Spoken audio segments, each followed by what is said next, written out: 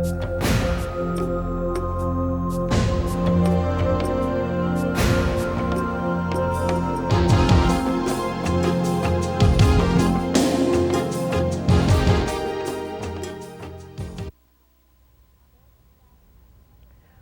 to Point Counterpoint. I'm Morgan Stafford and I'm a public relations major here at Valdosta State, and I will be your moderator.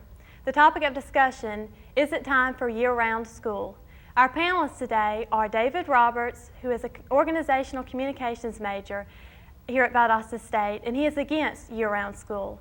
Our other two panelists, Kristine Faiia, is a public relations major, and Melanie Mills, who is an organizational communications major, are for year-round school.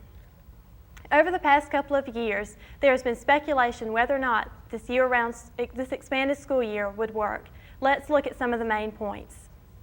Are year-round school calendars popular with teachers, students, and parents? Mr. Roberts?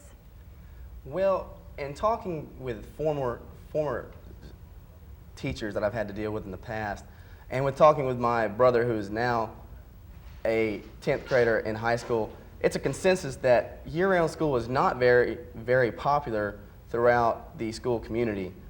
There is a limited time for vacationing, and as I was in school, there tends to be a less attention span with the new rule of year-round school. So no, it's not a very popular idea at all in the community with both teachers and students. David, I hear what you're saying, but in personal experience and the students that I interviewed, the 9-month on and the 3-month off has been too much time for the students during that 3-month period that they have the summer vacation. When students go back to school in the fall, they have to spend extensive time relearning and reviewing the information and material that they learned in the previous year. Research studies show that long breaks can be detrimental to the learning process. I also found that teachers have time to plan throughout the year when it is needed the most. Therefore, teachers are better prepared for the students of better prepared for the needs of each student. The teachers and the students are also more energized due to the more frequent breaks. As a family perspective, they have more flexibility in arranging vacations during all seasons throughout the year. David, I too see what you're saying, but I think if everyone would just give it a try, that they might like it. I've spoke with my sister who is a teacher, and they have discussed this in her school, and she feels, she does enjoy her summer break, but she feels that this might be better with the burnout concern. Maybe students wouldn't get so burnt out the full 9 months if they took breaks in between. And with this 45-15 plan, that's what they would do, is have 2 weeks off in between. You are going to school the same amount of days, therefore I don't think that would be a problem, but you have more of a break period. Therefore, the children don't get so burnt out, and the student as well as the teachers. Well, Melanie and Kristine, I both see your points, and they're very good ones too. But I have a problem with the absentee problem. As today, the Georgia high school rule is if you missed more than 10 days in each individual class, you have to retake that class. And I'm just afraid that this expanded school year might, in turn, lead to more absentee problem, leading to more having to retake certain classes, and maybe even having to retake a certain grade. And also, with the burnout effect, it was my experience through high school and through my education that over a long period of time, my attention span did seem to wander. And I'm just afraid that students in this expanded time will not get the full benefit of an education as they would with the 9-month on, 3-month off. That's where the 3-month summer break is, to re-energize and re-motivate a student and possibly a faculty member to want to teach and want to go to school and want to learn. Potential teacher and student burnout has been reduced in the studies that I have found, and the attendance rates are more likely to be higher for both groups. There is a lower failure and dropout rate with the year-round school tracks. The higher the attendance the rates will be, the higher the achievement scores will also be. David, I see your point there, but if you'll think about it, there's not any more school days. Actually, there still are 180 days during the school year, but with this break, I don't think that absences will be such a problem because the children don't have as much time to get burnt out and not want to go to school. They have that 2-week break in between, that helps them out, and maybe they don't need so many days to be absent. And parents maybe could control this more with this break. Children should, I feel like when I was in school, maybe I did miss some days just because I was tired of school, but with this 2-week break, I don't feel like that will be such a problem, and I think it will help grades be higher because of the attention span. Yeah, your attention span does get weak, but with the 2-week break, I think you have time to think about other things besides school, and when you go back, you're refreshed. Our next question. Would year-round school interfere with non-school activities during the summer months, such as vacation time, summer jobs, and summer camps? I don't feel that it will. Families are able to take vacations that they were not able to take in the traditional summer vacation, such as they were able to go snow skiing and enjoy the winter activities such as ice skating. They might have the opportunity to work in snow skiing resorts or such activities.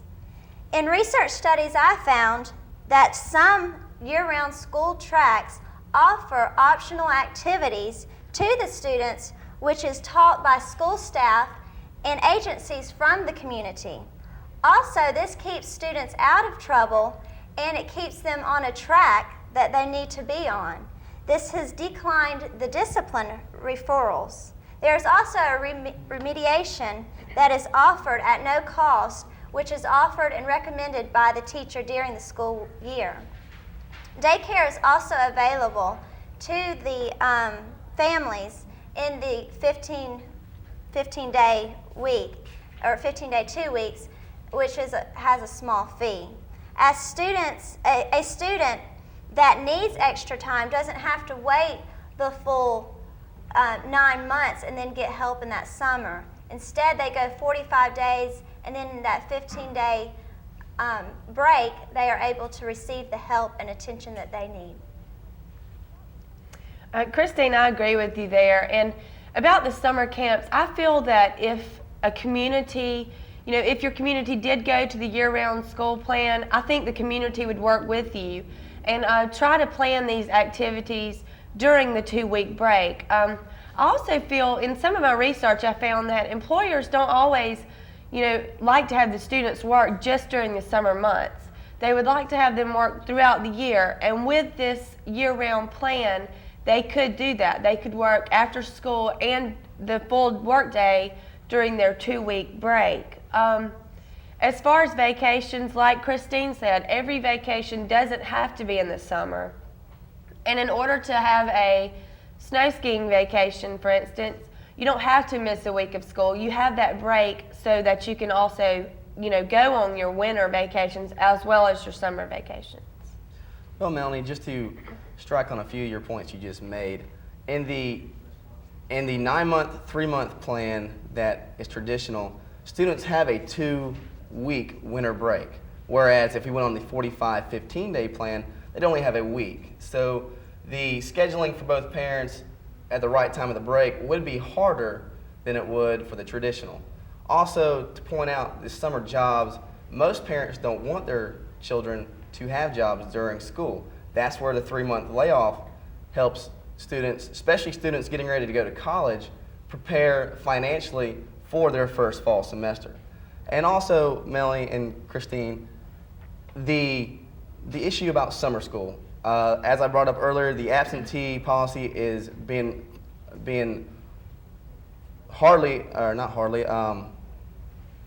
greatly enforced, and I'm afraid that without the 3-month layoff, students who would need summer school wouldn't have that opportunity, whereas with the 9-month, 3-month plan, they would go to summer school, possibly making them eligible for colleges. And also, when you talk about athletic camps and summer camps, most of the athletic camps that the high school students are involved in, per se, cheerleading, football camps, baseball camps, they deal with the intercollegiate level, the colleges. It's much harder to get the colleges to more or less conflict with with the 45, 15-day schedule, whereas with the traditional 9-month, 3-month, it's already planned out and reserved. So.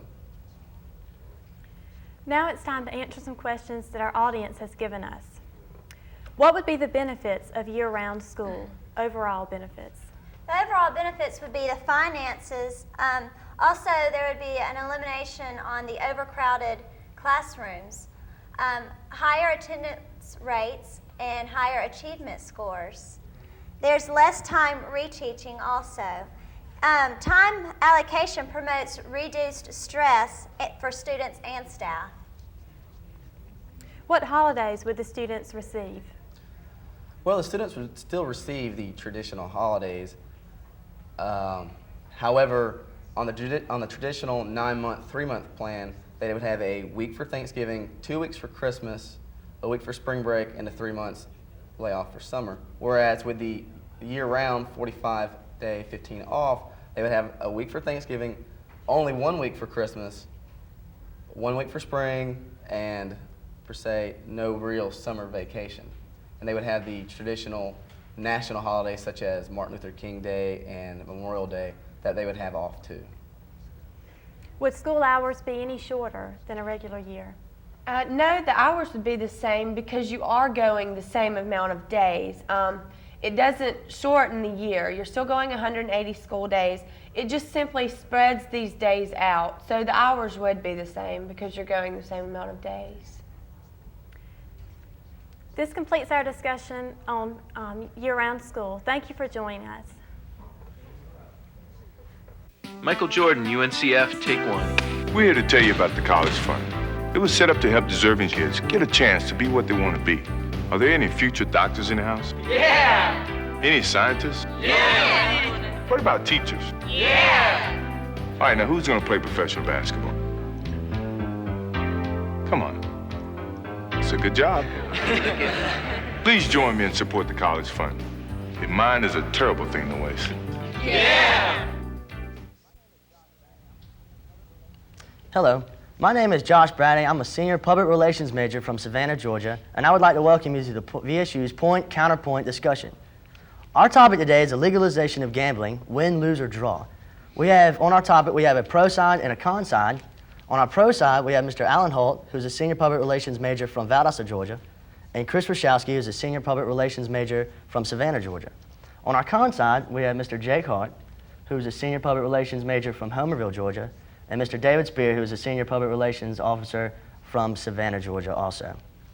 Gaming and gambling, in the broadest sense, is deciding some matter of pure chance or by hazard. It has doubtless been practiced by nearly every human being from the beginning of mankind. It is, in its more limited sense, it means an effort to gain something of value by risking the loss of something on a matter of chance. Gambling appeals to two basic traits of human nature: the desire for gain and the exhilarating thrill of uncertainty. All countries and all states in the United States have laws for the regulation of gambling, with certain exceptions such as racing, on which betting is authorized and taxes are collected. Professional conducted gambling is forbidden. In Europe, the Far East, and other parts of the world, gambling usually operates under close government supervision. In the United States, legal and illegal gambling makes up a multi-billion-dollar industry. Nevada is the only state that permits most forms of gambling. But besides Nevada, there are 12 other states that also have some sort of legalized gambling. Is it really fair for some of these countries to have legalized gambling while other parts of the country do not? No, I don't think it's fair that certain parts of the country can gamble legally while other parts cannot. Not looking at it from a gaming aspect, but if you look at it from a revenue aspect, I don't see why it's fair for one state to be able to benefit from the rewards that gambling gives while other states have to sit there and watch.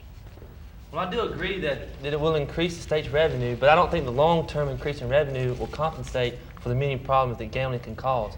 For instance, I think that the state will promote gambling rather than regulate it. And there's a study done in Texas that said that the state revenue only increases by a small fraction, and that this doesn't offset the other problems like the casino regulations, traffic regulations, roads, and police work. Well, the economy is not fixed, and when it grows when consumers are satisfied and jobs are created. In the casino gaming, it satisfies the consumers and it creates a lot of jobs for them. Economists have known for centuries that for an economy to grow, it must produce the goods and services which consumers prefer, and casino gaming relies more heavily on than most industries or domestic labor and domestic supplies. In addition, spending by foreigners in U.S. casinos also represents an export activity for the domestic economy. That's a good point, Alan. And on that point, let's talk a little bit about jobs. How would casinos affect the job market in a local aspect? Okay, well, in addition to what Alan said, you have to look at what the gaming industry has done for indirect jobs as well. See, somebody's got to build the casinos, so that's going to help out your construction. And once the construction gets under place, then maintenance is going to come in. And once the casinos are finally put together, then you're going to have, somebody's got to run the casinos. And this is also going to help industries such as computer equipment manufacturers and agricultural suppliers as well are going to be benefited in the long run. So if you think about these effects that extend to all parts of the economy, if gambling becomes legalized, then it could one day affect the entire country as well. I agree that jobs will be created, but on a short-term basis.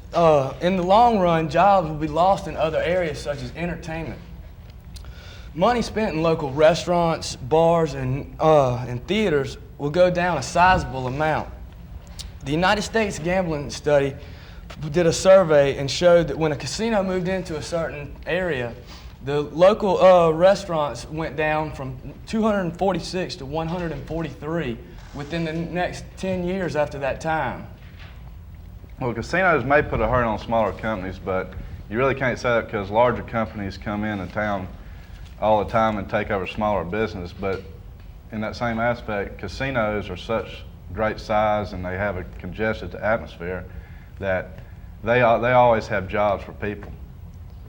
I mean, I know this happens all the time, but it's got to stop somewhere. With bigger business taking over other, towns. I mean, whatever happened to the phrase, land of opportunity? For instance, you've got a guy who's been running a business that his father's father started, 30 years ago, 40 years ago, and now he's out dealing blackjack at the casino down the road. I mean.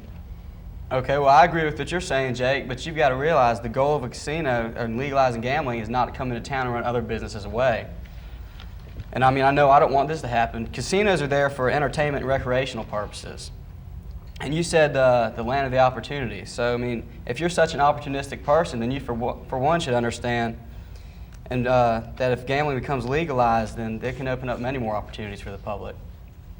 Is there any certain group or groups that a casino actually targets? Gambling doesn't target any specific group or class of people. It's an individual's choice whether if he wants to walk into a casino, whether he's got a lot of money in his pocket or a little money in his pocket. It's his personal choice if he wants to spend that money on gambling. So would you conceive that with the get richer quicker scenario that your poor class would be more attracted to gambling rather than your wealthier groups? I agree. Casino revenue mostly comes from the lower class and elderly people. According to a study, 60% of casino income comes from older people and the poor class feeding slot machines. The wealthy people are more interested in the bigger games, the higher money, and they're mainly there for the sport of it. The poor people are looking for the 1 in a million to hit it big. I mean, to come through and hit it big. Another form of gambling is the lottery. Undoubtedly, the lottery is the most elaborate form of gaming. In a lottery, tickets are sold to the public at fixed prices, and later a random selection is held to determine which ticket holders receive those prizes. In the case of many lotteries, receipts of sales of tickets total millions of dollars. and the prizes are awarded large, although the sizable percentage of the money is withheld for the expenses and the profit of the conductors of the events. The earliest state lotteries are reported to have been conducted in France in 1520. In the late 20th century, lotteries were a source of revenue for the European and American governments. Although the United States has no national lottery, many states have their lotteries, and they're held weekly and even on a daily basis. And on that, we're going to ask, how is the lottery any different than actual gambling? There's some good things to say about the lottery. Lotteries provide many services for the people. It gives back to the community. It works to pave roads, and it educates our youth. And for instance, the Hope Grant gives financial assistance to thousands of college-bound students going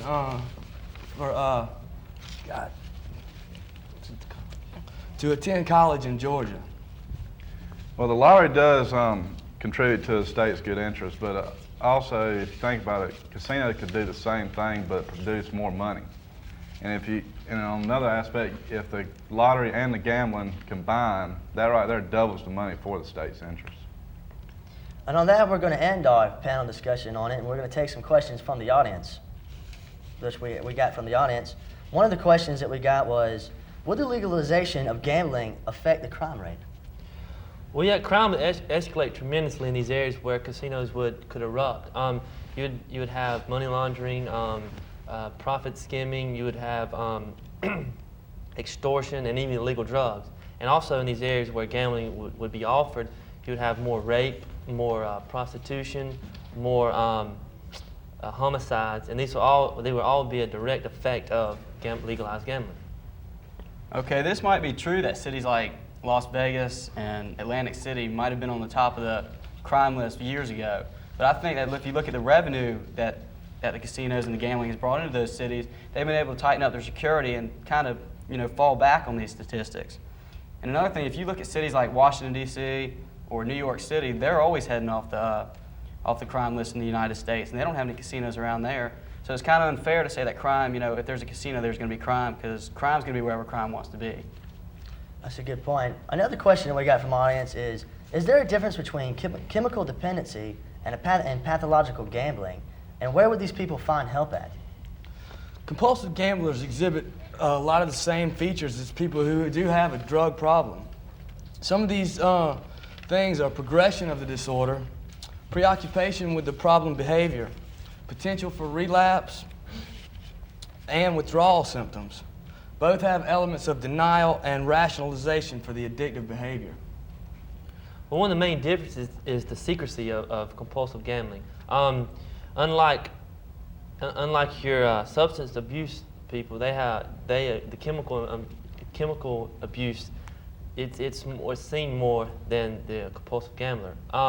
With compulsive gambling, you can get in a lot of trouble before anybody even knows it.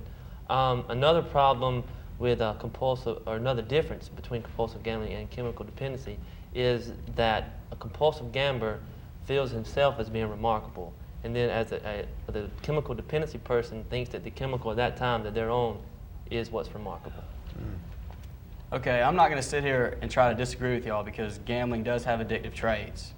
But you've got to look at what casinos and some state lotteries are trying to do for people who have these problems. They're putting money back into the state, trying to help these people out into programs such as like Gamblers Anonymous. Gamblers Anonymous, also called GA, is a worldwide organization that works to help men and women who suffer from a driving urge to gamble. Members include people who have solved gambling problems. They meet regularly to share their recovery experiences with other people who have gambling problems and wish to resolve them.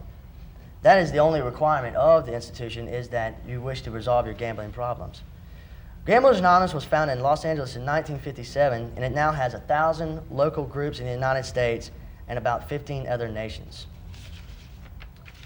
The legalization of gambling is a question of deep content.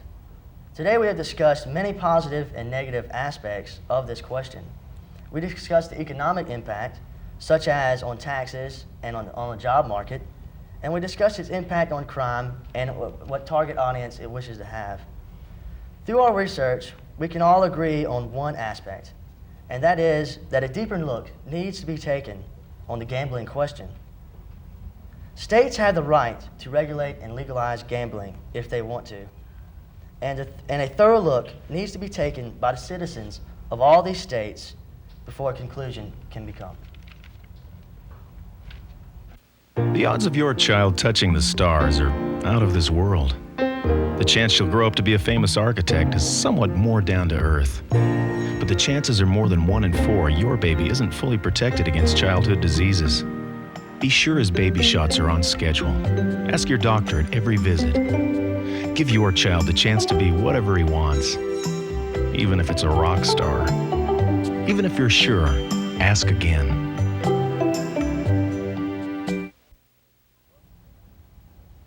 Good morning. Welcome to Point Counterpoint. I'm Ben Elseroad. I'd like to thank you for joining us this morning for our discussion on school uniforms and what your teenager will be wearing to school tomorrow. We have a panel today, beginning with Robert Wright, who's a proponent for uniforms. He's from Savannah, Georgia, and he's a public relations major. On our con side is Carrie Whiddom, who is also from Savannah. She is an organizational communications major and a senior. Her partner is Becky Fender. She is a public relations major, a senior, and is from Lenox, Georgia. To begin our discussion this morning, I'd like to ask Robert to address the issue of violence in the schools and how the implementation of uniforms affects violence and reduces violence. Robert? Well, Ben, it's obvious that there's a lot of violence in the schools these days.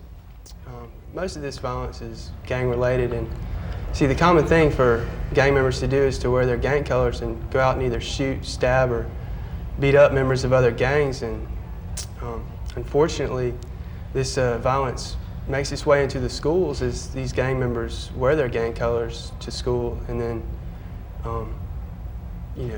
beat each other up in the hallways. But this totally lost it. Well, Robert, I think you're exaggerating how much of the violence in the school system is really gang-related. I think your average everyday high school sees more violence in the way of, just disagreements and people hashing it out in the hallways, or maybe just your everyday bullying. I don't think most of it is gang-related. But even so, Jordan Ryak addressed that in his article in School Uniforms in Silicon Magazine. And what he brought out is that the assumption that clothing is a contributing factor to violence and violent acts is really based on a naive notion of what motivates people to violence and what makes them associate with gangs. And substituting school or government mandated colors for gang colors during school hours does nothing to get at the root cause of that violence, which is hate and anger. And until you change people's mentalities instead of their clothes, nothing's going to happen. I mean, if they really want to fight each other and can't tell each other by their clothes, then they'll identify themselves with jewelry or hair color, tattoos, or even hand gestures, which can't be regulated. Mm-hmm. Well, let's take into account Farragut High School in Chicago, where the gang distinction was between Hispanics and African Americans. Now, clearly, they're able to identify each other, but the implementation of a school uniform policy has helped produce a 100% drop in violence at Farragut. Well, at the same time that Farragut High School in Chicago implemented the school uniform policy, they also increased their security. They installed metal detectors in the school, and they also upped, the punishment for deviation. And so those three things surely played at least an equal role in reducing the violence of both school uniforms. It was noted that the school uniform policy had the greatest effect in not only reducing but completely stopping the violence at the school. Another issue that seems to spark emotional feelings is cost. Regardless of what the issue is, if it's debatable, cost is always an issue. People always want to know where their money's going and how their money will be spent. So I'd like to ask Robert to address the issue of cost and how uniforms can be cost effective.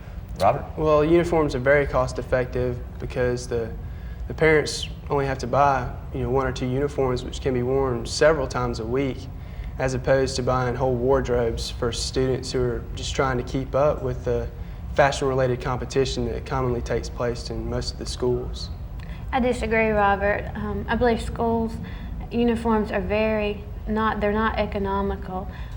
schools that mandate uniforms are requiring the parents to buy 2 sets of clothing for their child or teenager. The first set being uniforms, which may vary from 3 different type colored pants or 3 or more different type shirts, and the set, or like polo shirts, so to speak. And also, the second set of clothes would be the casual clothes. As soon as a teenager gets home from school, they're going to want to change clothes. They're not going to want to go to the mall and wear their uniforms, and they're not going to want to go on a date or go to a after-school party or dance or anything like that in their uniforms. So frankly, the school officials are telling the parents how and what to spend their dollars on. Also, they're telling the parents, since there's very few schools that do make uniforms a requirement, the manufacturers are also making a huge killing off of this because there's so few schools, and they're jacking the prices up, which is hurting the parents' pockets. For example, if you have 3 children and they all have to wear uniforms, then that family may not be able to purchase 5 sets for each child.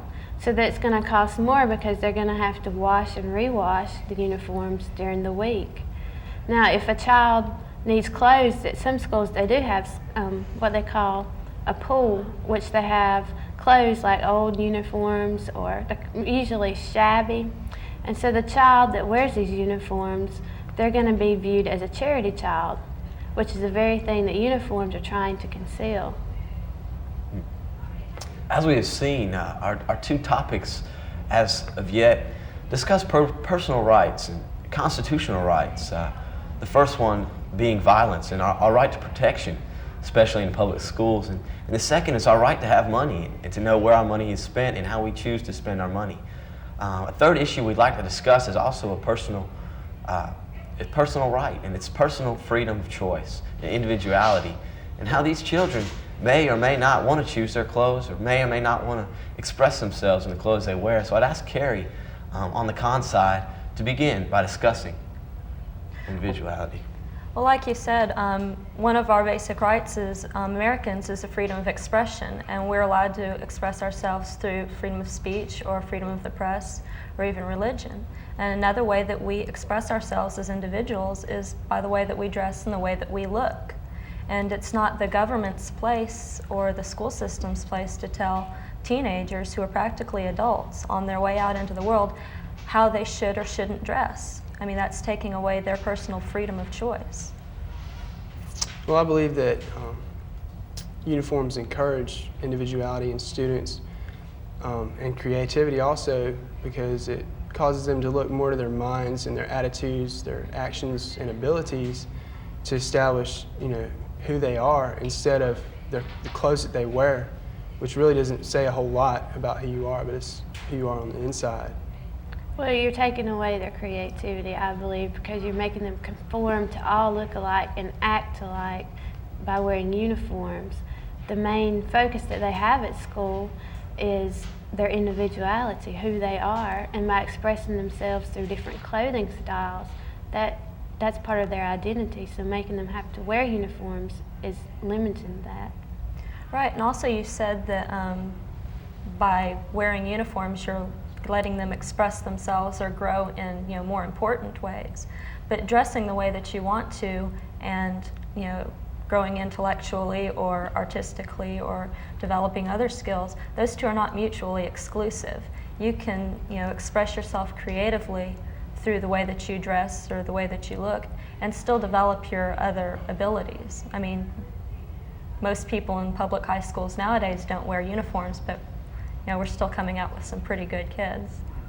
Well, it has been noted that when their family is economically not as well off as other students are, they're dressed sloppier, and that really reflects their grades. But when all students are dressed the same, they're more likely to excel because they don't feel the barriers as much.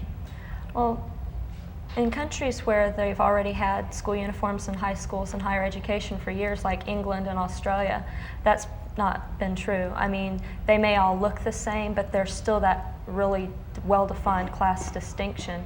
The kids know whose parents live in good neighborhoods and whose don't, and who drives what kind of car. And it seems in those countries that the class distinction has become even greater. It hasn't been reduced. We'd like to transition now and to take some time to clarify some things for our audience. We've given the studio audience a chance to ask some questions for our panel. We've been given 2 questions, a question for the pro side and a question for the con side. We'll start with the first question, which is addressed to Robert, and it says, how will a uniform be selected in a given school to ensure that gangs are not represented and that children have some sort of say-so in the clothes that they're wearing to school? Well, typically what would be ideal would be to have the board of directors get together with some parent committees and some other committees and look at different styles of uniforms and then pile them together in a catalog and then submit that catalog to the Student Government Association of each school, and then they would take into account the local gangs and their colors and then decide on uniforms accordingly. Well, see, in that case, the students still aren't being really adequately represented. I mean, at most you're going to have, what, maybe 10 or 12 students represented at the SGA or the Student Council that are going to be picking these out for the entire student body. And still, that's not really adequate representation. I mean, and most kids don't want them to begin with. Our second question has been addressed to the con side, and it states that don't uniforms give children who wear them a sense of unity and therefore an increased sense of inclusion as part of a group? It may or may not produce a sense of unity. Either way, I think it's bad. I mean, if you can't really say that dressing kids all alike is going to make them one big happy family and all of a sudden they're going to like each other. If it did produce any sense of unity, it would probably be more negative. It would be a sense of conformity and not really any uniqueness. If you look at the groups of people in the United States that we impose uniforms on, prisoners, for example, they don't want those uniforms. The reason they're given them is to take away their individuality and make them conform to the group in order to reform them socially. And doing that to high school students is in a sense saying that you are a lower class and you can't make your own decisions and we want you to conform to the group. And I don't think that's the kind of unity that we want our high schoolers to grow up with. That about wraps up our discussion for today. And I'd like to thank our panel, Robert, Carrie, and Becky, for joining us and for their input on uniforms. I hope we've been beneficial to you today and helped you to decide what your child might be wearing to school tomorrow. Thank you. I haven't made up my mind yet. What are you going to take? Algebra. Algebra. Algebra. Algebra.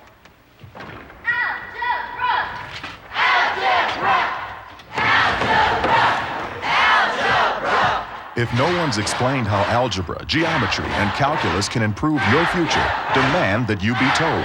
Call NACME. We'll tell you.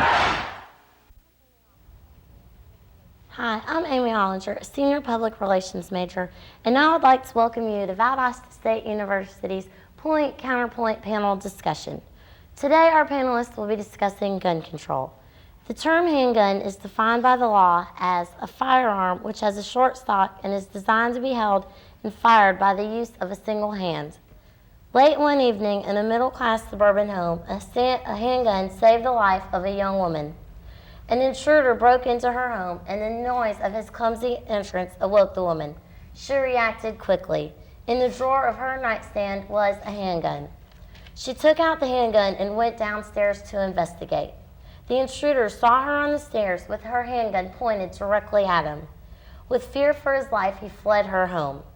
This is an instance where a young woman saved her life by scaring off the intruder with her weapon. In contrast to this story, the same type of situation can have a completely different outcome. A woman stood in her doorway with her handgun. The intruder then grabbed the woman, forcing her handgun away from her. He proceeded to shoot and kill her with her own handgun. As you can see, these very similar stories resulted in two dramatically different outcomes. That is why the issue of gun control is so controversial. So what is safer for Americans? Stricter gun control or less gun control? Our panelists who are pro-gun control are Brandi Crosby and Elizabeth McRae, both public relations majors. The panelists discussing less gun control are Debbie Harris and Rochelle Rushlow, also public relations majors. We will now begin with the questions. Will stricter gun control really reduce the number of American deaths? Yes, I believe it definitely will. And the way to see this is just to look at the examples of other countries. If you look at Australia, in 1994, a study of Australian states found that the states with the strictest gun control laws had the lowest gun deaths, but the states with the loosest gun laws had the highest firearm gun death rates. Now Australia enforces stricter gun laws in all their states.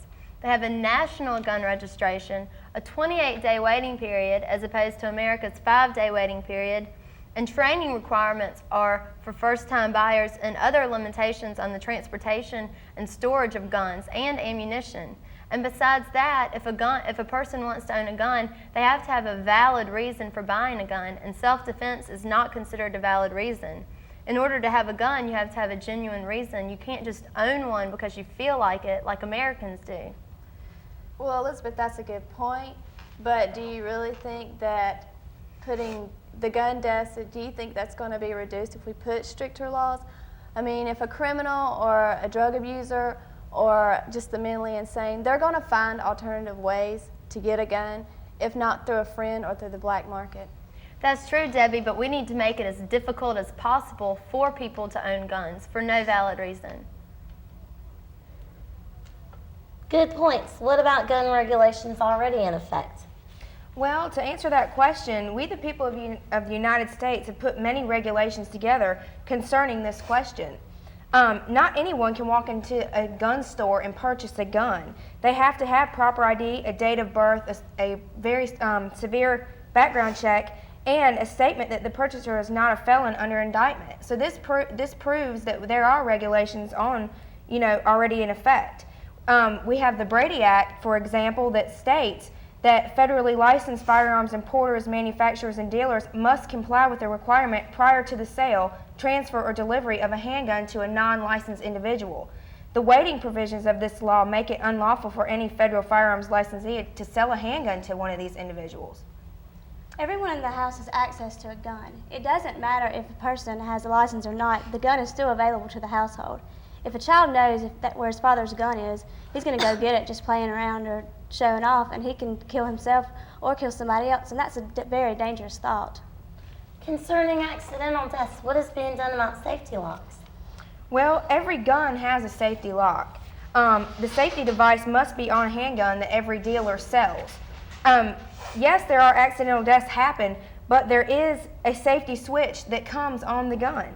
The so-called accident happens with the immaturity of the owner of this gun. But safety locks are really nothing more than a public relations stunt. According to the Violence Policy Center in Washington, D.C., there are no standards on safety locks. Some locks are so inexpensively made that they can be opened with a paper clip. Even a small child can figure out a safety lock. The gun industry is now where the automobile industry was 40 years ago when they first began installing seatbelts in cars. The seatbelts have to be voluntarily used in order to prevent deaths. The same is true with safety locks. Gun owners have to voluntarily use these correctly and store their guns properly in order to prevent accidental deaths. Should there be extensive background checks for people wishing to purchase guns? Yes, there should be a background check for people wanting to buy a gun, but it should be more extensive. People who are mentally insane or convicts should not be running around with a gun. There needs to be more control to who's holding the gun. Background checks could also prevent crimes of passion. With a background check, it takes 5 days to purchase a gun. That could eliminate murders on anger because it takes some time to cool off. Well, Brandi, don't you think that the background checks we have right now with the Brady Act, don't you think that's extensive enough? I mean, we already have to have a photo ID, date of birth, and everything of their background, like the criminal background. Don't you think that's an invasion of privacy? I mean, think of somebody just coming out of prison and all they were in there for was tax evasion. Is that fair that they can't purchase a gun just because they have that criminal background and they need it for their safety? And also, the Handgun Control Incorporation, it admits that the 5-day waiting period that the Brady Act enforces, it does not cut off the prohibited purchasers of all avenues of handguns. Is it really an American's right to own a gun? Well, yes. I would like I said earlier, there are regulations on owning a handgun. To add on to this argument, our own constitutional rights states that we have the right to bear arms. This act states, a well-regulated militia being necessary to the security of a free state, the right of people to keep and bear arms shall not be infringed. I don't need to enforce this anymore. It shall not be infringed. Everybody knows that firearms must be stored safely, but most Americans feel that this is not the government's business to dictate how we store these weapons. So there is no compelling need for such invasions of privacy. I agree with what you said, but the authors of the Constitution wrote this law with soldiers defending our country in mind, or police protecting our streets. They did not have the average American suburban housewife who keeps a revolver in her nightstand in mind when they wrote this law. Every day, 16 children are killed in gun homicides, suicides, and accidental shootings. Most children unintentionally kill themselves when they're playing around with a gun that they found in their homes or the homes of family members and friends. Over half of all of these American gun owners keep their guns loaded at least some of the time. And in one study, 53% of gun owners admitted that they did not lock their guns up or properly store them. We have to keep the rights of our children in mind when we think about gun control. Well, I do agree with that point, Elizabeth. I agree with you. Today we stand together and stand with law enforcement community to do what is best and know what's best for our children. So, good points. Now we will address some questions given to us from the audience. Okay, what about an armory for guns? I believe that an armory is an excellent idea. There could be armories in several large towns, near small towns, where everyone was required to store their guns. If you needed a gun for a reason, you would have your permit, you could go to the armory and check your gun out, and you would have to have a valid reason for checking out your gun. Possibly even a waiting period in order to prevent crimes of passion, like Brandi said earlier. Okay, well, I mean, to argue, that point can be argued either way. I mean, what I would suggest is that kind of is an invasion of privacy to certain individuals. I mean, we live in Georgia. If we want to talk about Georgia, we have 1 million men who hunt. Hunting is their prime aspect of their, fun time. It would be really kind of, a long time for them to go check out their guns at some armory, and yeah, they could do it ahead of time, but it's just kind of an invasion of privacy. Well, men know when hunting season is, and they could check out a gun 5 days before they intended to hunt, and then have to check it in after they hunted. Yeah, but like Rochelle said, it is an invasion of our privacy. And think about, as the introduction Amy gave, if a person is coming into our household, we don't want to have to go to an armory to find our gun. I mean, we need to know that we have that safety in our household in order to protect ourselves. Would gun control increase the black market for guns? Well, I mean, I think that the gun control is strict enough as it is, and I mean, if we keep putting more strict laws on gun safety and how to purchase gun licenses and stuff, all it's going to do is move people to go to the black markets, and also just any regular person. If they can't purchase a gun, if there's too many laws that said that they can't purchase it, they're going to go to the black markets. Most law-abiding citizens, though, are not going to turn to the black market to purchase a gun if it's against the law for them to own one. I think that that's a risk we need to take. Okay. If more extensive gun laws were put into effect, what would happen to the guns that people already own? Well, in Australia, for example, when people were forced to turn in their guns because it was illegal for them to own them, the government compensated these people for the monetary loss of their guns, and then the guns were used for national defense purposes. Well, I mean, all I can say is that, like I stated before, I think that we have enough laws, abiding towards gun control. I mean, I don't think that there needs to be any more stricter laws. We have enough. I would like to thank the panelists for enlightening us on both sides of this controversial issue. Both sides brought up very interesting and good points.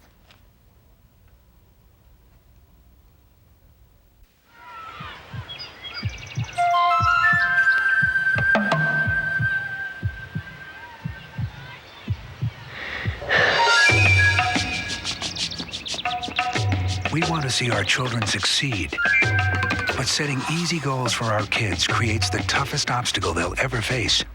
Because succeeding in the real world isn't easy. Help the effort to raise standards in America's public schools. Call 1-800-96-PROMISE. Good afternoon. Today we're going to be discussing one of the hottest topics of the decade, interracial adoption. My name is John Cole. I'll be your moderator for the day. I'm a junior at Valdosta State University and a speech communications major. Debating on the pro side of the issue, we have Monica Rockwell, who is a senior and also a speech comm major. Also debating with her is Erica Paul. She is a senior and also a speech communications major. Debating on the con side is Debra Handcock. She's a senior and also a speech comm major at Valdosta State University. Let's go on and get down to the questions. Our first question is, what exactly is interracial adoption and what have been the benefits to society since its origin? First of all, interracial adoption is when a child is in an adoption agency and someone or another parent of another race would like to adopt a child because there's a need for that child to be adopted. The main and the most important benefit of adopting an interracial child is love and attention. Every child needs love and attention. My first example on that would be the movie Losing Isaiah. That is the perfect example of interracial adoption. And it benefited that child to stay with the white adoptive parents than to be with his mother, which was a drug addict. And my next example is by personal experience. My next door neighbor who owns or have adopted a Chinese child, and I went over and visited the child, and the child had so many bruises, so many stretch marks, and it was better for that child to be with her instead of to be with the original biological mother. Good points, Monica, but I do not feel it's in the best interest of the child. I believe a child should be able to identify with his family, and I do not believe that love itself is enough. My concern is not that whites cannot raise a white child, a black child, because they can. But what's more important is a sense of security and of being a part of an ethnic family base. These are essential to developing a healthy child. Identifying grows in 3 different levels.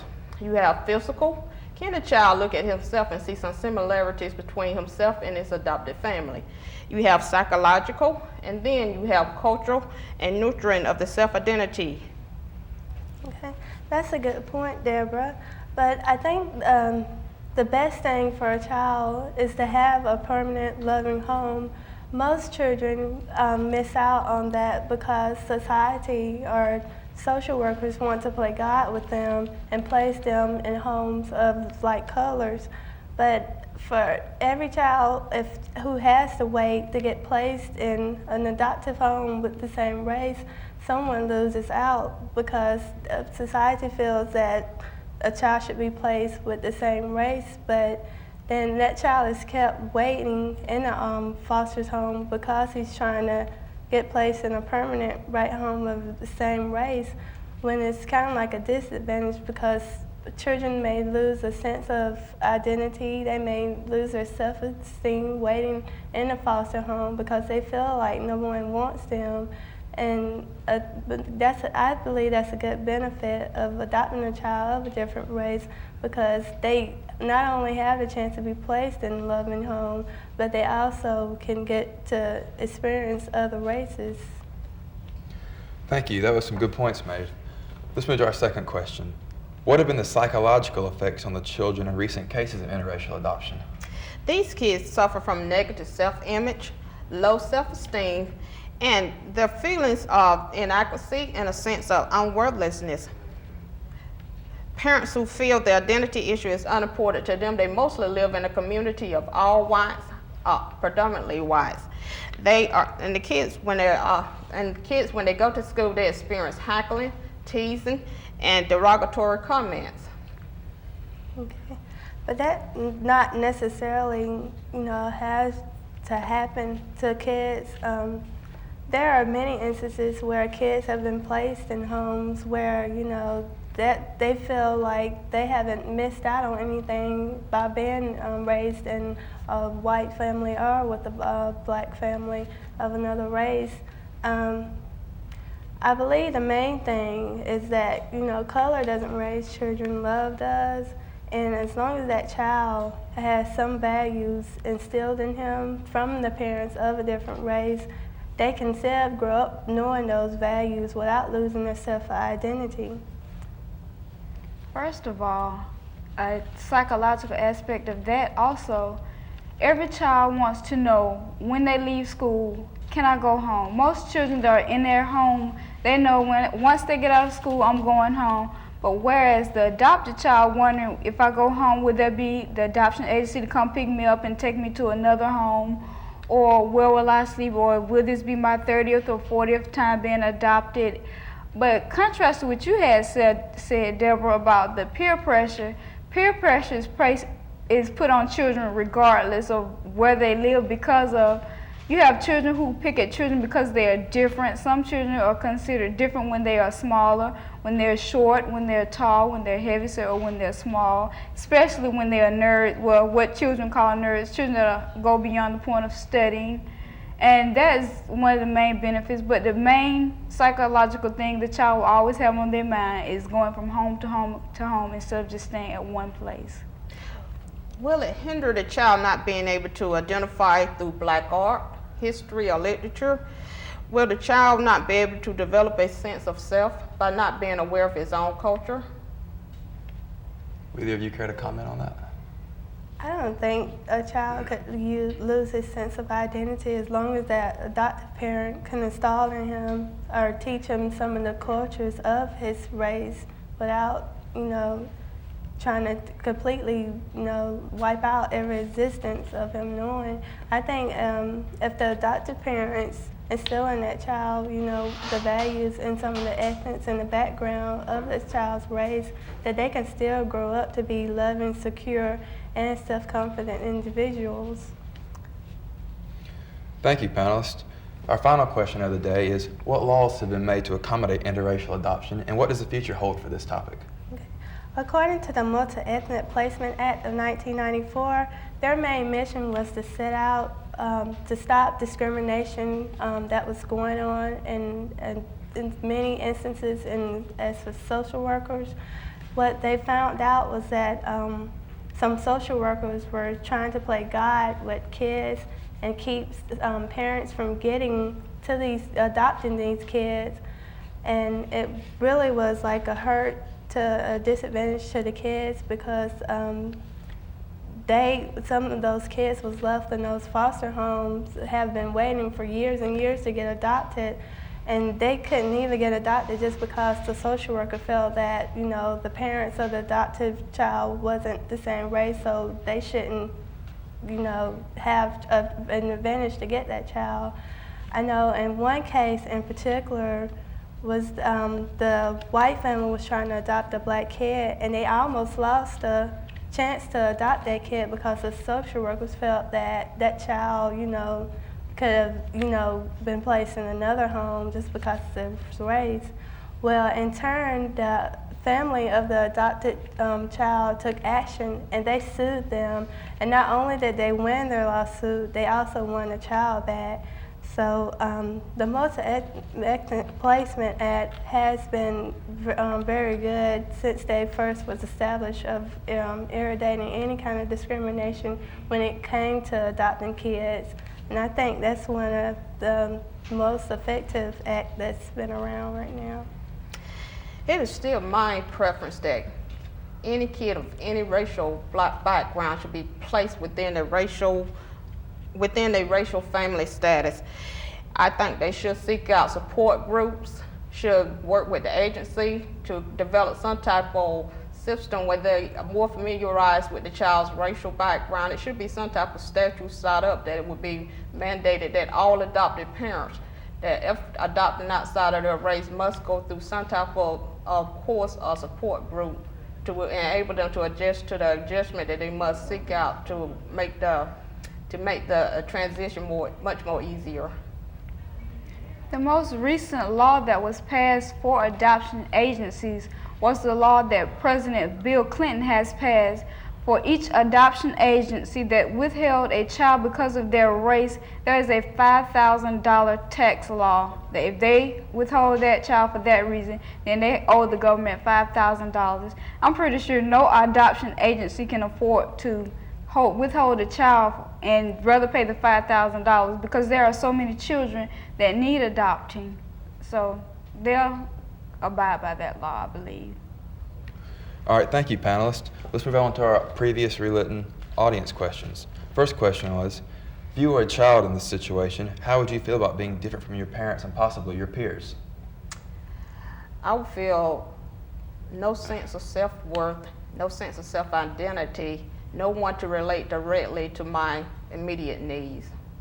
How would either of you feel on commenting on that? I wouldn't really feel different if I'm around people, adults that are different from me or similar to me. I think I would feel the same way.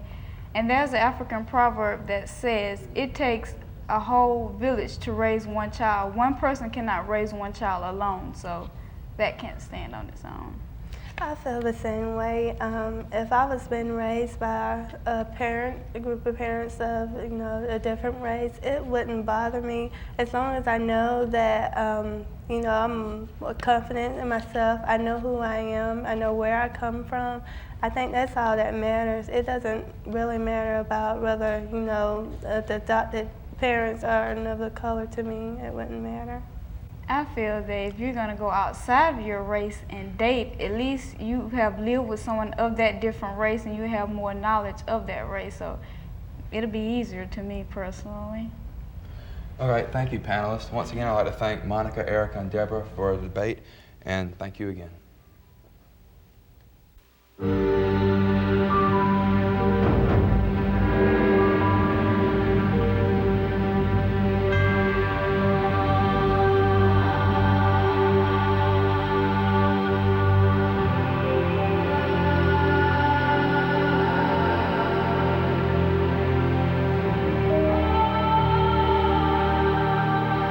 Why would anybody give someone they don't know a gift? They do it because this gift saves lives. And the need for it is desperate. We need over 20,000 people to give this precious gift every day. Please give blood. There's a life to be saved right now. Call the American Red Cross at 1-800-GIVE-LIFE. Good afternoon, ladies and gentlemen, and welcome to Point Counterpoint, a production of VSU-TV. Today's topic will be the Trojan War. And no, ladies and gentlemen, I'm not talking about Homer. Today's topic will involve condom distribution in high schools. Hello, my name is John Griggs. I'm a junior at Valdosta State and a major in general speech, and I will be your moderator. Now let's meet our panelists. On the pro side, we have Ms. Erica Schechter, a senior organizational comm major at Valdosta State, and Mr. Herman Lum, a senior PR major. On the con side, we have Mr. Christian Weaver, a senior PR major, and Ms. Sherry Brew, also a senior PR major. Now let's get into the discussion. Sherry, would the distribution of condoms encourage or educate high schoolers? I definitely believe it would hinder the education, and it would not help in any way the whole ideal of teaching our children that abstinence is the best way to prevent any form of STDs, early pregnancy, or anything in this manner. They've shown 62% that even know about contraceptives rarely even use them. And are you just planning to give them to the children without educating them?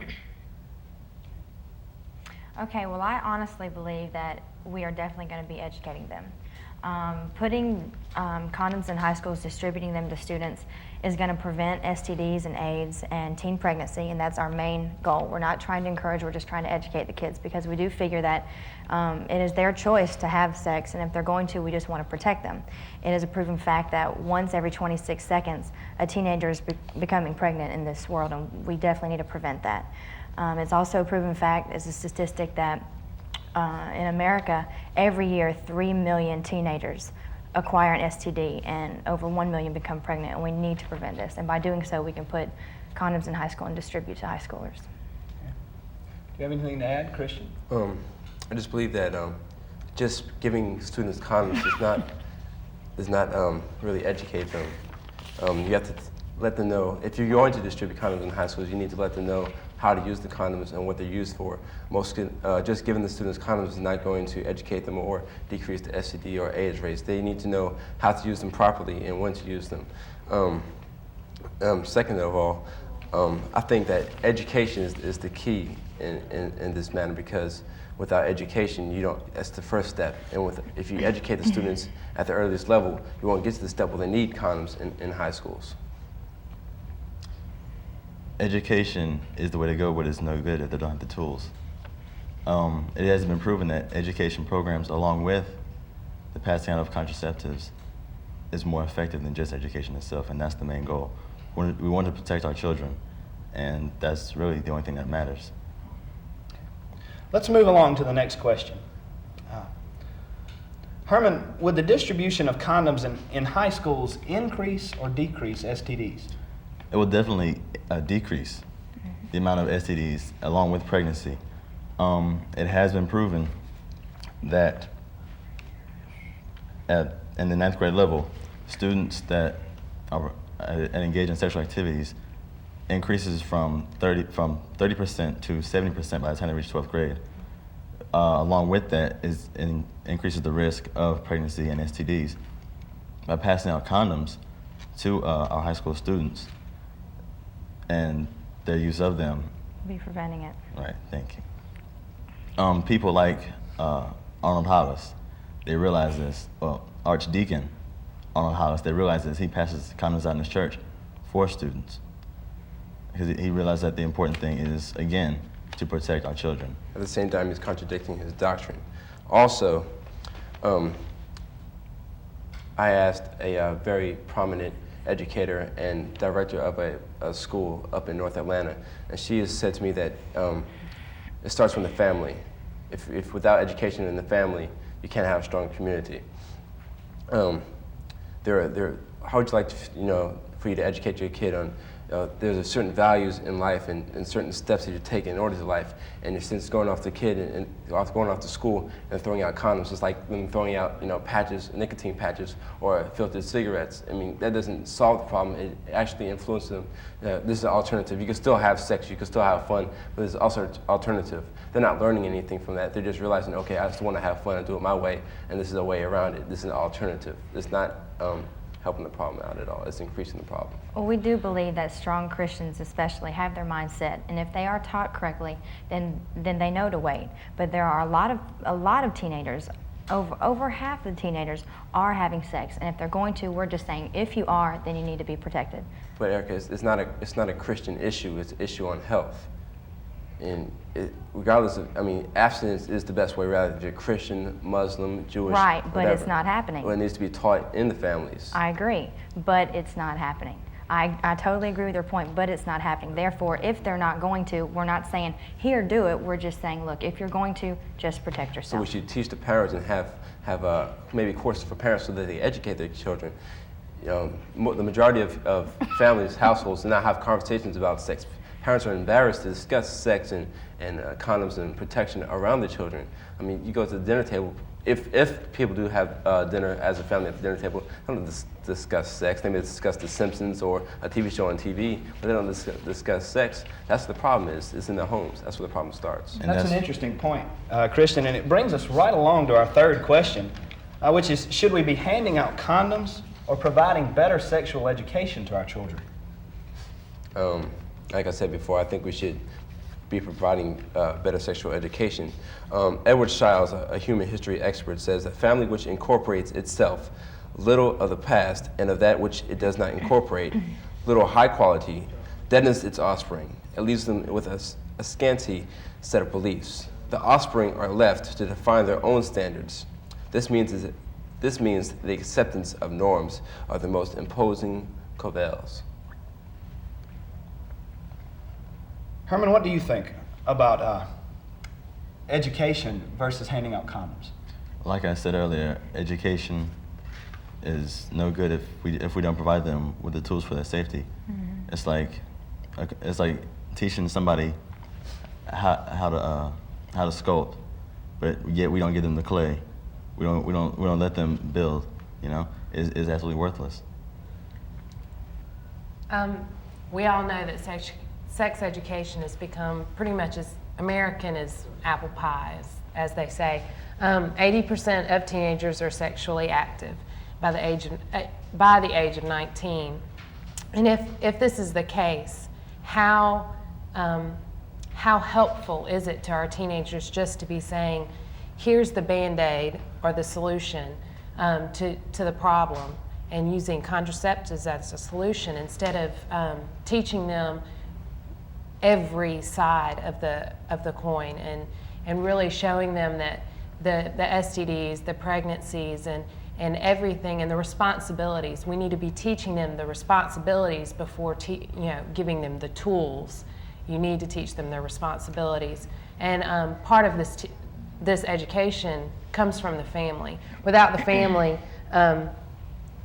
there is no basis for learning. They need the parents to help. Parents can be the largest influence on a teenager's sexual behavior. It's like students in drunk driving. You just don't accept the fact that students are in drunk driving, put all kind of pads and airbags inside a vehicle and say, okay, well, since you're going to drunk drive, we're just going to try and soup up the vehicle for you. You're trying to educate the students that, no, drunk driving is deadly and it can kill, and just because we're going to soup up a car for your protection does not mean you can go ahead and have drunk driving. Even the AIDS Research Institute Center and the AIDS Prevention AIDS prevention studies says that programs which focus on the role-playing games and exercise strength in youth social skills and show signs of success. Just like with the drunk driving, the souped-up car wouldn't work.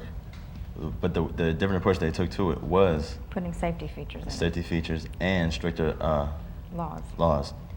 Now, just like Sherry said, sex education is American as apple pie. But if it worked, our rates would not be as high as they are right now. That's true. Erica, what role do you believe that a family should play in sexual education? I do agree with your side in that parents do have a very strong role with children. I think it should start in the home. I believe that what parents educate their children on with sex is going to be very vital to them in their future. But we have to remember that we're in the Bible Belt, and families are not comfortable talking about sex, like Christian said. And families do need to be, comfortable talking with their children, because if they are, then the kids are going to feel more comfortable coming to their parents, asking them questions about pregnancy or STDs. And the consequences, if they don't talk about it, can result in pregnancy, and that's not what we want to happen. Well, do you believe that we should just be handing them condoms instead of trying to get our families to teach these children about abstinence? No, we're not going to be handing out condoms. We would like to see it maybe like in a bathroom, and if they want to buy it, then it's their choice. We're not saying, here, go ahead and have sex, and if you do, then use a condom. We're saying, if you choose to, which, like you said, over 80% is having sex these days, we need to educate them and putting condoms in schools. Therefore, it's educating them right in front of them. If I'm going to have sex, then I'll use a condom today. Why the schools? The schools are a place to learn about your history, about your science, about your math, and be more socially aware. If you want to sell condoms, sell it in the grocery store. You don't have to put vending machines in school so everybody can be exposed. All right, I see what you're saying, but kids spend majority of their time in schools. Monday through Friday from 8 to 3, they're in schools, and they go to the bathrooms. They might as well see it there. They have maybe one course of sex education, and that is not enough. They need to have a constant reminder that if you're going to have sex, you need to protect yourself. And that's the only case that we're arguing, is that if they're going to have sex, then do it protected. So you're saying that you want the kids to, since they are spending the majority of the time in schools, that you want all their time to be focused on sex, all their hand out condoms 24 hours a day, have your minds focused on sex. No, you're missing my point. When the primary reason of going to school is being educated, whether it's about history, whether it's about math, or whether it's about sex education. But the matter at hand is distributing condoms in high schools, and I think that it's a vital aspect in growing up. When it's happening with over 80% of our teenagers, I think that they need to be educated, and distributing condoms is the best way to do it. Well, let's take a few questions from our audience. Erica, what evidence is there that distributing condoms in high school has shown a decrease in teen pregnancy? It has shown a dramatic decrease in pregnancy. Because the rates were going up, distributing condoms has made the rate go down. I believe we have a statistic from Dr. Arnold. The pregnancy rate declined in Baltimore 31% after 28 months of the program. They tried it for 28 months and it decreased by 30%, which is a tremendous amount, and we need to keep going at that rate. Do you have anything to add? Well, I would just like to say I can understand where in some instances there's always going to be an exception for every rule. But the biggest thing that I can think of is 41% of early teenage women tend to believe that even if they use contraceptives, why use them? Because it's not they'll be okay because there's other methods to prevent from it, or they're not educated well enough. And I think that before we do go out and hand out these condoms, you need to make sure that you're educating. Thank you, panelists. I appreciate all your input, and thank you, ladies and gentlemen, for joining us this afternoon for Point Counterpoint. We hope that we have given you a different perspective on the Trojan War or the distribution of condoms in high school. Have a great afternoon. Thanks. Be cool about fire safety. What would you do if you were on fire? I don't know. Jump in a tub? No, you gotta stop, drop, and roll. If your clothes catch fire, you gotta drop to the ground. If your clothes catch fire, you gotta roll round and round. You just stop, drop, and roll. Stop, drop, and roll. Get down on the ground and stop, drop, and roll. Get down on the ground and don't you ever stand. Roll round and round and cover your face with your hands. You just stop, drop, and roll. Stop, drop, and roll. Get down on the ground and stop, drop, and roll. Stop, drop, and roll, baby. Good afternoon. My name is Brett Lane, and I will serve as the moderator for today's debate. Our panel's discussion topic will be euthanasia. Is it mercy or murder? To begin, I'd like to give a brief definition and a little history of euthanasia. A Greek word in origin, euthanasia literally means a good death. Over time, however, euthanasia has come to mean different things to almost anyone who would try to define or categorize the word. Our discussion panel, Jacqueline Gaffney, Kenneth Skinner, Dan Williams, and Catherine Belcher, will attempt to discuss and clarify the most compelling arguments currently associated with euthanasia. The first point I'd like to discuss is a patient's individual rights. Ms. Belcher, if you don't mind, I'd like to start with you. What views do you have as far as a patient's rights and euthanasia? Well, I very firmly believe that it's absolutely the individual patient's rights to choose what they do with themselves. I feel our government is overstepping its bounds when they tell us what we can and cannot do with our bodies. In this day and age of advancing technology, we have found ways to prolong life, but that's not always the best alternative. Sometimes people are simply existing rather than living with the help of machines. And if they decide that it's time for them to go, that should be their individual choice. Okay. Ms. Gaffney, what do you feel about the matter? I think the government has a responsibility to its citizens. It's their obligation to protect their citizens. Under the United States Constitution, Amendment 14, you'll find that it is the government owes their citizens this. It's the very least they can do. They have an amendment, under that amendment, it's found that it requires competent and incompetent people to be given the same right. This includes patients for assisted suicide.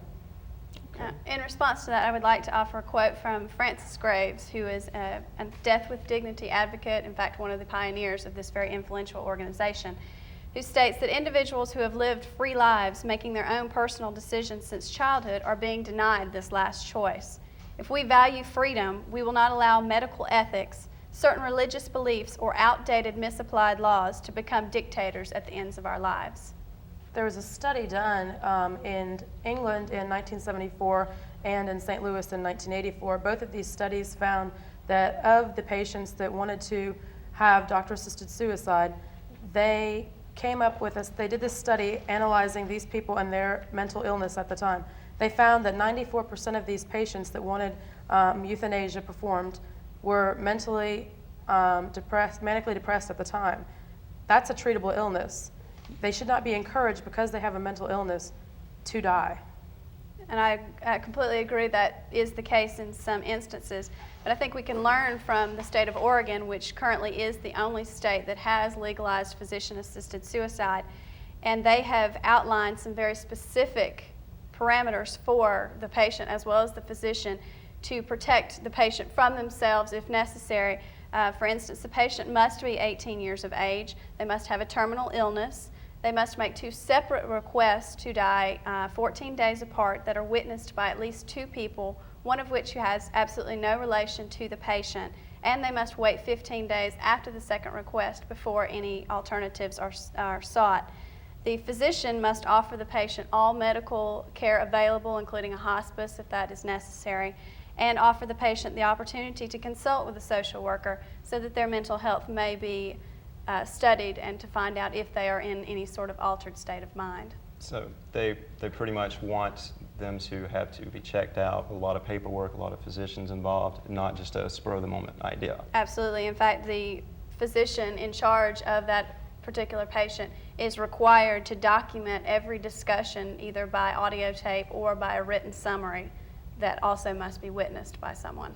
You'll find, though, in Oregon, though, historically, these kinds of issues have been left to each individual state. This is the first time in U.S. history that the government has butted into a state statute to revert Oregon's law. You have 2 senators right now in Oregon, Senator Ron Wyden and Senator Smith, both Democrats from Oregon, who think that pharmacists and hospices and doctors all need further education on pain control rather than counseling to encourage these people to die. But sadly, people in this state, if they feel that their only option is to die, are going to find a way to do it. Death with dignity legislation will actually help to protect the patient as well as the public and have these people die with the dignity they deserve in the most medically effective way possible instead of them seeking some underground method that may only further their condition. Okay, both of those are very valid points. Another major consideration in the euthanasia debate is allowing the state or any individual to play God with a human being's life. Mr. Skinner, I'll start with you. What's your take on this? Well, every time we get into euthanasia, someone's going to bring up you're playing God. And that's their perspective. And what we call that is our slippery slope theory. And that's when our society agrees to kill a human life for a special reason. This could be used to justify the killing of any person that the state deems a mental or physical burden or a variation from the norm. See, and this is just like Hitler was doing. He saw these variations in people, these physical disabilities, and he was trying to rid them of that. And people are looking at America as if we legalize this, are we going to slip back into widespread, people taking their own lives? Is this going to be a widespread thing? And as statistics show, in Holland, there were 18,000 induced deaths last year alone after they have legalized this. Of the greatest significance for this discussion is the fact that more than 1/2 of those deaths were unrequested by the patients who died. Well, I don't think that we're saying that we agree with what Hitler did with executing millions of people. What we're saying is that right now in the United States, according to Dr. Robert Neal, the president of Dying Well Network, there are approximately 10,000 patients who are in a completely persistent vegetative state being kept alive today. Completely vegetating, I mean they have no brain function whatsoever. Just to give you an example, a woman by the name of Nancy Cruzen, a 32-year-old woman, in 1983, got into a automobile accident, and she lay in her hospital bed, completely brain dead, a complete vegetative state. Her parents, she was not married, her family wanted to remove her from any type of feeding tube that was keeping her alive. She went through their parents went through the Missouri State Court, Missouri Supreme Court. They took this case all the way to the United States Supreme Court to have them tell the parents, okay, you can now take your daughter off of a feeding tube. She had been in bed for 7 years with no brain function whatsoever. Now, I don't know who's playing God there, but she should have been allowed right then to know, parents, okay, you're in a completely vegetative state and there's no brain function whatsoever. Parents should have had the ability to say, we want our daughter to be taken off these machines. She's not living, she's existing. So what you're saying is the Supreme Court, the bottom line is they've got the final say-so on this euthanasia and on, see, she didn't have a choice in the matter. She was in a coma. Okay. Well, for the remainder of our time, I'd like to take the audience questions. For the pro side, should all family members agree with each other on the decision to pull the plug or euthanize a family member? Well, Brett, I think that it's plain and simple. If you're married, your spouse should be the first person and the only person to make that decision. If you are unwed, it should fall then to parents or the oldest sibling if the parents are not alive. It should be clear and plain and simple, either to your spouse or a parent or the oldest sibling. Okay. I think I read that 2 people actually have to agree on it in the family? Okay. That's with a living will. If there's a living will, then you have to have 2 agree. All right. For the cons, does euthanasia go against the Hippocratic Oath? Euthanasia directly violates the doctor's sworn oath, the Hippocratic Oath. Just a clause from the Hippocratic Oath that says, doctors who agree to, I will carry out according to my ability and judgment this oath and its indenture. I will use treatment to help the sick according to my ability and judgment, but never with a view to injury and wrongdoing. Neither will I administer a poison, nor will I suggest such a course. By providing euthanasia for patients, doctors are directly going against this oath that they're sworn to. Well, I just like to say that things change. We go through change every day, and society changes. Amendments are made to our Constitution. Things change, and sooner or later, this is going to come to a head, and maybe this Hippocratic Oath might have to be adjusted, or at certain points maybe overlooked, or even changed possibly. But eventually, change has to occur, and it's natural, and it's going to happen. As long as you have a doctor assuming this right in this role, though, he's bound to this. But he's not assuming the right. The patient is assuming their right to take control of their body and take control of their life. The doctor's first and foremost priority is to provide whatever care the patient feels they need or at that time feels they deserve. It's not actually, I wouldn't think like that. The original question is, does it go against the Hippocratic Oath? Obviously it does, and the doctor has sworn that they are going to do this when they become a doctor, so I have to agree there. Whether euthanasia is a show of undying love or kindness, or it's a practice reminiscent of Hitler times, it's still one of the hardest decisions our society has to make, and it will be the subject of the debates for years to come. Thank you. Give me a heading, Bill.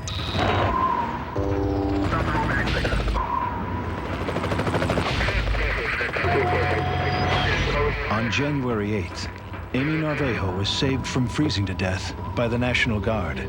Were it not for their employers giving them the time to answer the call, this story might have had a different ending. To every employer who supports the Guard and Reserve, thanks for making us your business. Thank you for joining us. Today on Point Counterpoint, our panel members will be discussing the pro and con side of the voucher system. My name is Tiffany Harrison, and I will be your moderator. Debating the pro side of this issue is Esther-Marie Smith and Ashley Waters. Mallie McCord and Nicole Leary are debating the con side. School vouchers are an idea first proposed in 1962 by Milton Friedman. The idea is to give families the choice to send their children to a private school by using a voucher that can be applied to tuition at a private school of their choice. The school voucher program has been implemented in few states across the United States. But the states are debating this issue, and in fact the Supreme Court is now reviewing a case on whether school vouchers are constitutional. Why do you think school vouchers are a good idea, Esther-Marie? Well, Tiffany, I think that in general, our public education system is doing what it's supposed to be doing. A vast majority of the schools in this country are providing a quality education in a very good environment. However, as everybody knows, there are schools that are in very crime-ridden areas, especially in the low-income sections of some towns. And parents in these schools just don't have the option to send their children to a private school unless they happen to be financially well off. For the families that are not as financially well off, they don't have any options. They have no choice but to send their child to that school.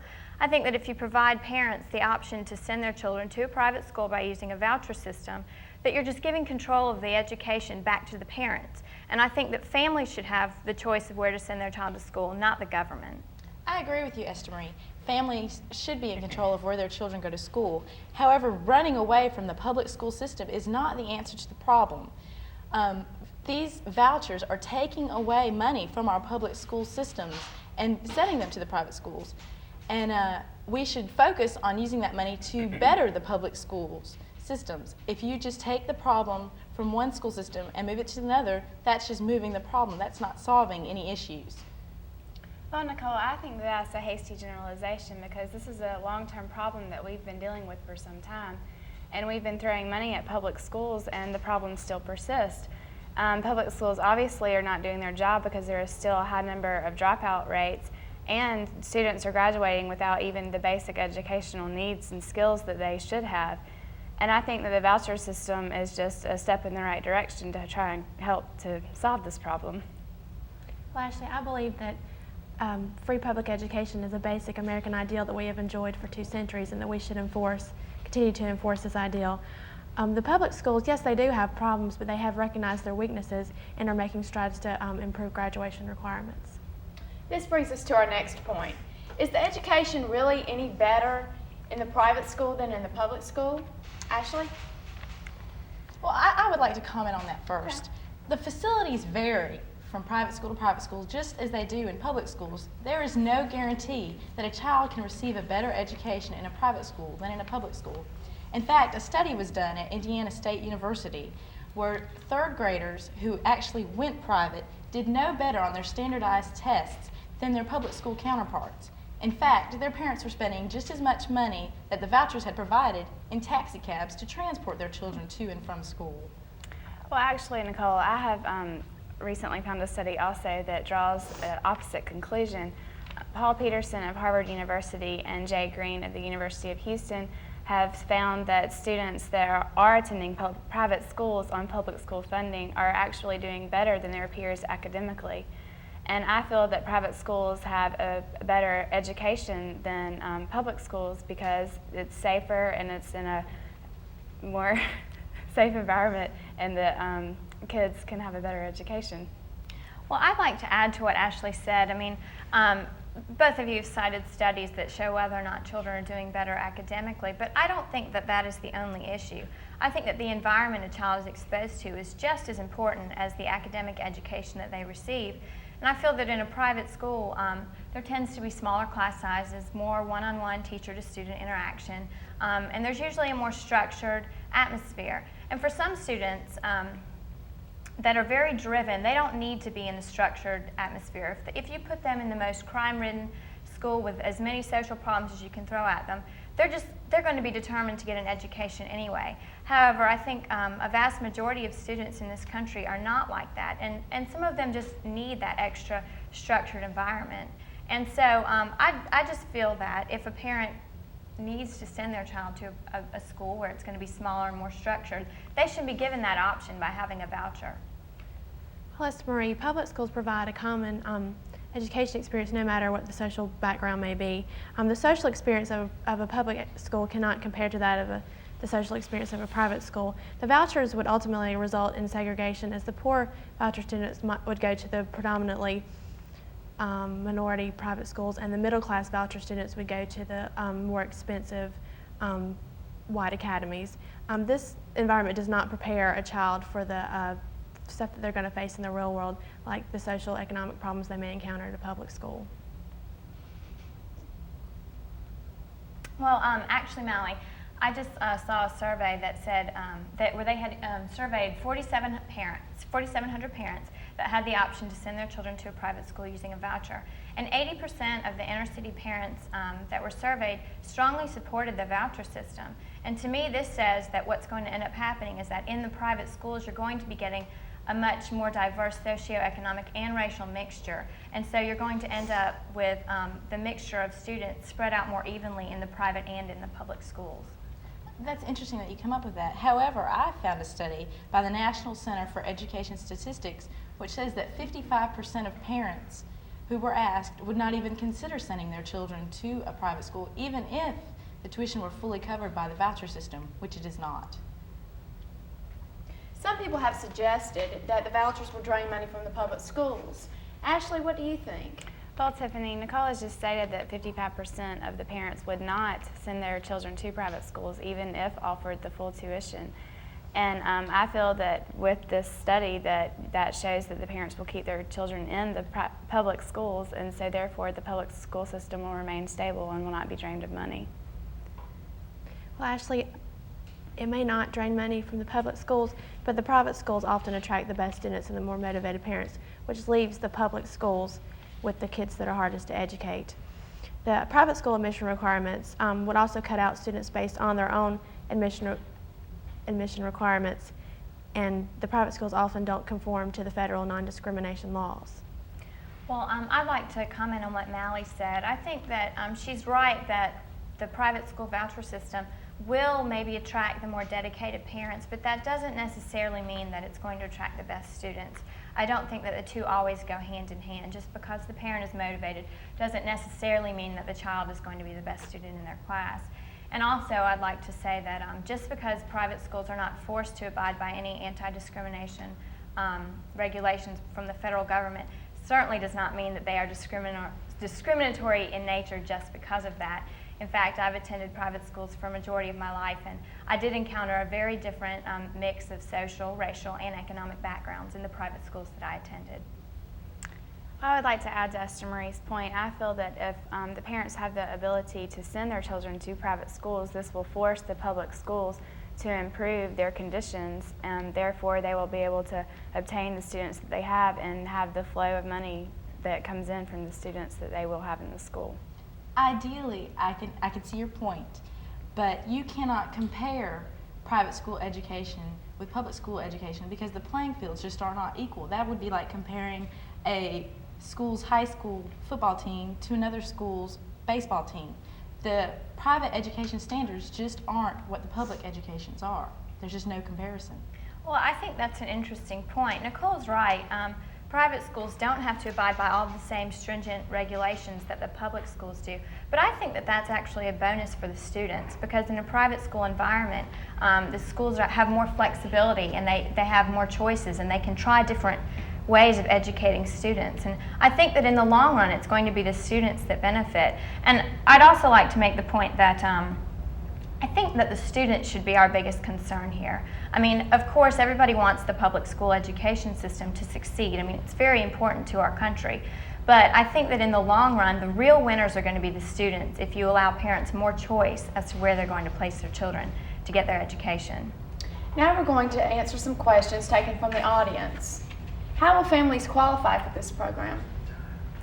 Well, Tiffany, there are three options right now that are in question, and the first one is that the family, if it's below a certain income, that the voucher will be available, and the second one is that it will be open to everyone, and this option is the only one that has been supported by the Supreme Court. And the third option is that if people live in a chronically failing school district, which is one that I very strongly agree with, because, for example, Mally attended a public school that was in a great condition in her district, and they didn't have metal detectors when she walked in class to see if people had guns or if they had knives. So therefore, her district would not need the voucher system. But I, on the other hand, attended a private school simply because the public schools in my district were in such bad condition. They were very crime-ridden, and there were a lot of social problems. And because of this atmosphere that created, the quality of education was overshadowed, and students had to work harder at a basic education, whereas they would not need to in schools that were safer. Do you think that the tax-free saving proposal is a better idea than the voucher program? I agree. The tax-free savings is a better alternative. What this is an IRA account set up with income, pre-tax income.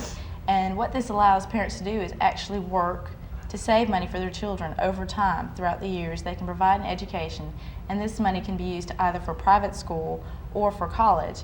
And I think this is a really excellent idea because then parents are working for the education instead of receiving the government handouts.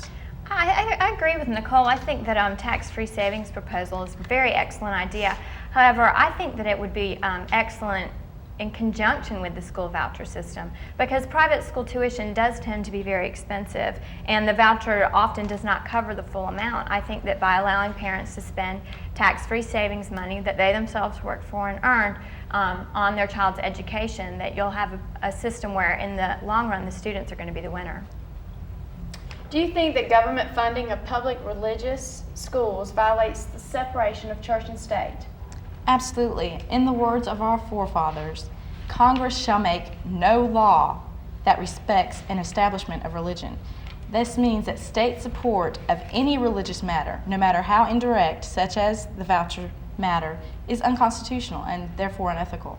I simply disagree with Nicole. I don't think that by sending children to a private school that is religiously affiliated that you are setting up a religious, an official religion for the country of any kind.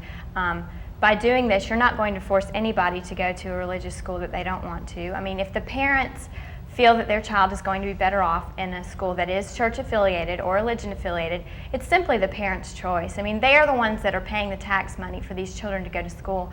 I think they should have the option of where to send their children. I hear what you're saying, but I'm paying taxes, and it should be my choice whether I'm going to pay taxes for a certain religion that I may not agree with. Well, unfortunately in this country, we all fund government regulations and programs that we don't necessarily agree with. I don't think it will be harming you at all if your next door neighbors send their children to a private religious school. I wish that we had more time to finish this discussion on school vouchers. This is a current issue that many states are debating. Thank you.